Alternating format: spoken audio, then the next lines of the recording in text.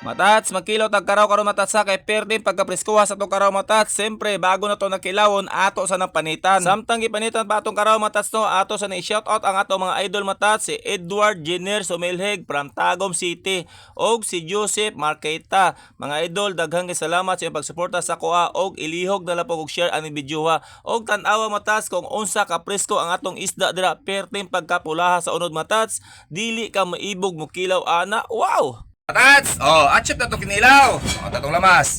Bumbay lang na og luya. Sili na magdaog matats, ha? Atchip paping nga. Oh. Ha? Di sila maibog ka na? Sas kalame. O nang takam. Oy, mga anak, pagkuha mo, ano dyan? Kanon? Asa ba kung tubig? Tubig. Bumba pa ko tubig. Kali bumba. Butang agbahaw.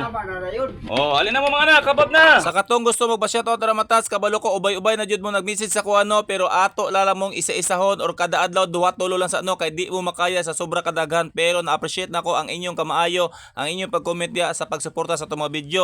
Og kabalo ko. Pabalik ko kabalo, unta i-share niyong video ha. Matas, masadugay ko tawa ka kilaw no, mura tag ignorante.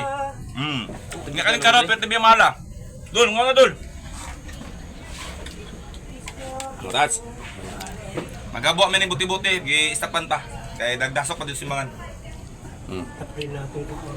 Pero samtang nagkilaw ta, ang pinakto na to ha, matik na. Oy! Kalame, kalame. Ang nakanindot pa jud ani mo kilaw matas kay init kaayo ang kanon no, mao jud ni dabi sa kinilaw nga presko kaayo tan-awar gud atong karaw dira o class A kay na matas.